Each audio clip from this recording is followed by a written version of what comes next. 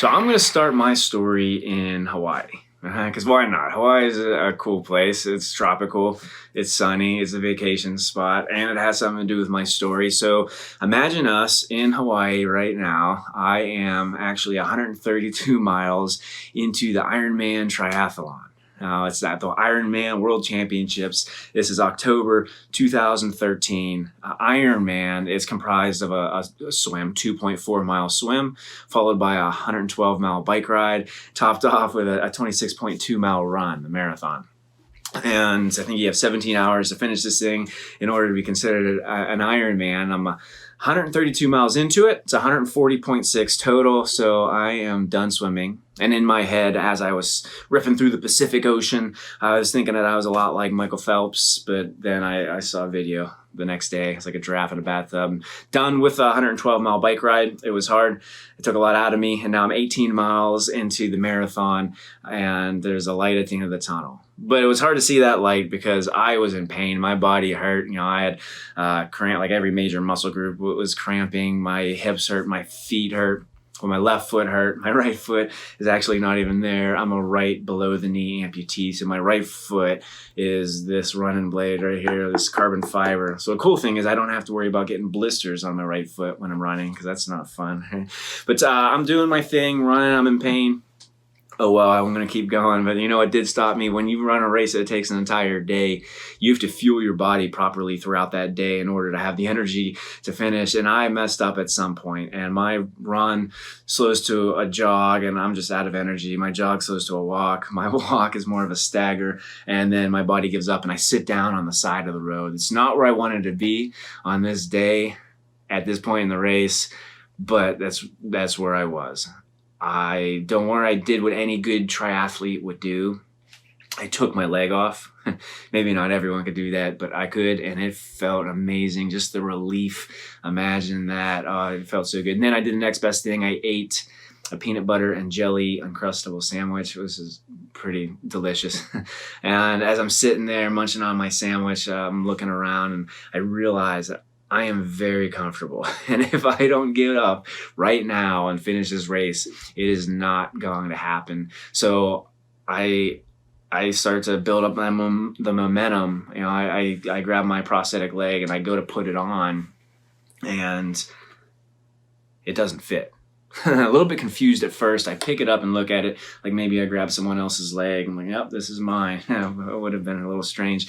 But I look at my limb, and it was swollen. Like all the fluid went straight into my limb, and now my leg will not fit into the prosthetic. And I remember this feeling of defeat. I felt absolutely defeated. I asked myself this question: Eric, how did you get yourself into this? Right? I guess I ask myself that question a lot. I don't know if you've ever asked yourself that question before, but how did I get myself into this? Every part of me wanted to quit. This was my first attempt at finishing the Ironman triathlon. And I'm going to come back and finish that story in just a moment. But if you take a step out, you look at the negative things. I'm in pain. I can't get my leg on. That's not a good day. I am out of energy. Got voices in my head talking to me, telling me to quit. Truth is, at this point in time in my life, I had a lot of positive things. I was alive. I was in Hawaii, which is cool. My family was out there to support me. My wife and 2 daughters. At that point in time, we've since added a son, but they are out there on the course, showing up in different places. It was really encouraging. The big one, though, for me, I was competing in a sport, something that I've always loved, and something that at one point in my life I didn't know if I was going to be able to do again. So we're out there doing it, which was awesome. Just those positive things, I couldn't really see them because they were masked by the negative things, the pain, fatigue that I was going through. And that's where everyone comes into my story. I don't think everyone's going to go out and sign up for an Ironman and run, but everyone here, we face challenge. We face challenge and some obstacles and some adversity. And what really defines us is not it's not the circumstances that we're in or even the challenges that we're facing. But it's how we sit up at the plate and handle them, right? And if we get knocked down, it's how we keep pushing forward and get up and keep going. It's character at the end of the day. And I'm just grateful. I've had some people throughout my life that have taught me lessons on character and have helped me navigate through challenge. And that's what I want to share with you. So I'm going to get back to that Ironman, but first, quick little background of who I am. I grew up just south of Pittsburgh, Pennsylvania. All right, go Steelers. I grew up loving sports. And as a pretty young guy, I decided I wanted to be a Marine. One, because they just had the best commercials on television, and two, I was inspired by what the Marines are and who they are and what they represent, and really just our military veterans in general began to look up to at a young age. And the path that I took to get into the Marine Corps, went to the United States Naval Academy, where I played some rugby, and I studied mechanical engineering. And most important thing that happened to me is I met my wife. And we graduated 2006, and a lot happened really quickly. I became an infantry officer in the United States Marine Corps. She became a surface warfare officer in the United States Navy. We started our family. We had our first daughter. We got married. We started our new careers. We deployed 5 times, and it's my last deployment that I'm going to talk about. And it was a deployment to Helmand Province, Afghanistan. Unique job where I got to work with Afghan military and interact with the villagers. And we were there end of 2011, so August 2011, and in December of that year, that's when my life changed. It was December 9th. The day started like a normal day. Woke up, did some final preparation to go on a patrol, went on this patrol. It was about a 5-hour patrol. And every time I tell this story, that patrol gets a little bit longer. I'm just kidding. I wouldn't do that. But we're finishing up this 6-hour patrol. Okay, seriously though. As we're finishing up and heading back to our base, I step on an IED, an improvised explosive device, and I trigger the explosion underneath my right foot. It was just a violent force, picks me up and throws me to the ground. I remember the experience vividly. I was conscious throughout, but I was dazed at first. I didn't know exactly what had happened or where I was. Life was in slow motion. I felt wetness on my left leg, and still no pain, and didn't know exactly what was going on.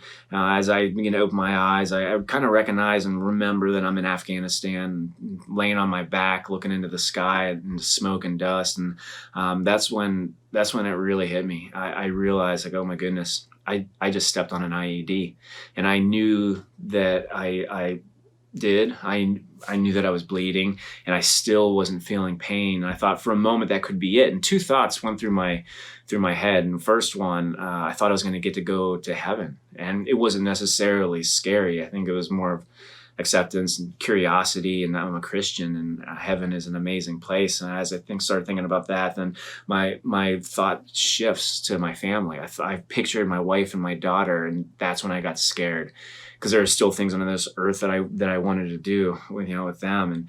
And as I'm thinking about them, that's when the pain starts to set in, and that's when my corpsman shows up. And that felt like 2 hours. It was about 10 seconds before my corpsman was on me and saving my life. And all the Marines in the area came to me to save me. And I'm extremely grateful for the actions that day. I was out, helicopter to surgical facility. Within 40 minutes, I was in the surgery. And that's because of the actions of the men that day. And just absolutely amazing. So I wake up from surgery, missing my right leg below the knee, bandages on my left leg, my arm. I'm in bad shape, but I'm alive. And this is where the next journey begins, right? And this is where, I think we learn a lot of important lessons from people in our life. And the first lesson that I want to share with you, it's simple. And I think all my lessons that I'm going to share are simple, but they're good to remember. And the first one comes from my 5-year-old daughter. Her name is Lupe, and she was in kindergarten when I was deployed. My wife, on December 9th, middle of the night, she got the phone call letting her know what had happened to me.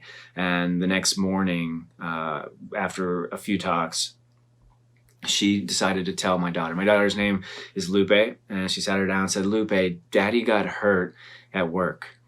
Daddy lost one of his legs, and Daddy's going to be coming home. We need to be there to support him." And really quickly, Lupe asked the question, "Well, when is Daddy coming home?" And my wife, the military, the Marine Corps did a good job of filling her in. They're like, "He's going to be home in about 7 days." And Lupe, she takes about 10 seconds to process all of this information. And then she smiles and she says, "Daddy's going to be home for Christmas." I thought that was so cool. It was such a negative event for me and my wife and my parents and friends. My little 5-year-old daughter just so purely pulled something positive from that situation. Now, I don't know what's better, being home for Christmas or having a leg, but that whole having a leg thing, like, that was gone. Instead of focusing on that negative, she decided to focus on something positive. And I knew immediately, that is the person that I want to be around, right? That's the type of person that I want to be. That person that could look at any situation and find something positive in it. And what, as a kid's way of thinking, maybe, I don't know, but really, when you think about it, what did she do? That was just her being grateful. That was her being grateful for what she had. She still had her father. And I realize I have so much to be grateful for. I'm grateful to be alive and grateful to still be dad. I'm grateful to have a left leg. I didn't used to like my left leg until I lost my right one. Now I love this thing. Legs do a lot of cool things. I'm grateful for the care that I got and that I still receive. I'm grateful for the prosthetics and the technology in them. I have a run leg, a bike leg. It's just amazing what we can still do. I'm grateful that I had the privilege of serving as a Marine. I'm grateful to be on the journey that I'm on. So I think it's important to have gratitude. That positive attitude has helped me in challenge in life. Goals are also very important to me. And when I was injured, at first I didn't have a clear goal. My goal was to try to get out of pain. And my commanding officer from Afghanistan sent me an email, and I open up the email and it says, "Hey, Eric, let me know when you're going to run your first marathon." And this is about 2 weeks after my injury. And I remember reading that email and thinking to myself, what a jerk, right? Why would you say that? But I also knew what he was doing. He knew what I needed to hear to get inspired, to stop worrying about what it is I can't do anymore and focus on what it is that I can. That's when I set this goal. I set this goal to run an Ironman, to finish an Ironman triathlon. Because at that time, to me, it felt almost impossible, but it inspired me. All right. Do you have a goal that inspires you right now? Because when I set that goal and I had this goal that inspired me, it was reason for me to recover. It was my rehab. It was reason to get out of bed and attack and keep after it. And it was very helpful. I've just used that to help power me through. Is always have a goal. Do you have a goal right now that inspires you? So I had people come into my life to support me on this journey to the Ironman. Within the first year, I was able to run in 3 different triathlons, which is so cool. They were all much shorter distances than the Ironman, but I now had 3 and the Marine Corps Marathon all within that first year. It was so cool, and heading in that direction, and I get contacted by an organization that they asked me if I wanted to go compete at the Ironman World Championships. So cool, and I said yes. And started training for it. And next thing I know, I have a coach, and my coach preaches consistency, and just discipline, just doing the training. She would write my training 7 days a week, sometimes multiple workouts a day. And she just preached day in and day out. You got to do the work if you want to get to your goal, and kind of followed through day in and day out. We'd sometimes have small injuries or some things would come up, but for the most part, it just stayed as consistent as we could. And finally, I got out to Kona, Hawaii to do that race. So let's go back to that race where I'm 8 miles from the finish line. I'm sitting on the side of the road. Every part of me wants to quit. But that decision was already made, whether I was going to quit or not. That decision was made years ago. I never was allowed to quit anything growing up. So I didn't have to decide whether I was going to quit or not. I knew I was going to keep going. I just had to figure out how to get from where I was to the finish line. I ended up letting my heart rate come down. I kind of laid back. I elevated my limb to let the swelling come out. And after a couple more minutes of sitting on the ground, I ended up getting my leg on enough to where I could stand up and start walking. And as the fluid kept pushing out, my leg ended up seated. So now I could start running. So I jogged those last 8 miles and I came busting across the finish line. And it just was, the emotions are hard to put into words, what it felt like coming across that finish line. I hit that goal. And, the question that I asked myself, how did I get myself into this? I got myself into this because I wanted a challenge. But the journey, it was 22 months from injury to the finish line. And so many people were in my life. It was really, really a team effort. And it was just so rewarding to hit that goal, but have so many people be part of it, because so many people impacted my journey. And I hit a goal. I think it's important to celebrate it, but and what's the next goal? And I've been fortunate. I've run 8 Ironmans now and a ton of other races, and I just got back from Tokyo, Japan. I had the privilege of competing in the Paralympics. It was my first time on Team USA, representing Team USA in triathlon. It was just an amazing experience. And again, I did that because I think I'm grateful. I'm grateful for the opportunities I have and living a life of gratitude, a positive attitude, setting goals and being consistent, and just having this team of people around me. It's been absolutely amazing. I do want to share with you that when I was injured, there was a moment that I thought I might be dying, and 2 thoughts went through my head. First, I thought about going to heaven, and then I thought about my family, so my faith in my family.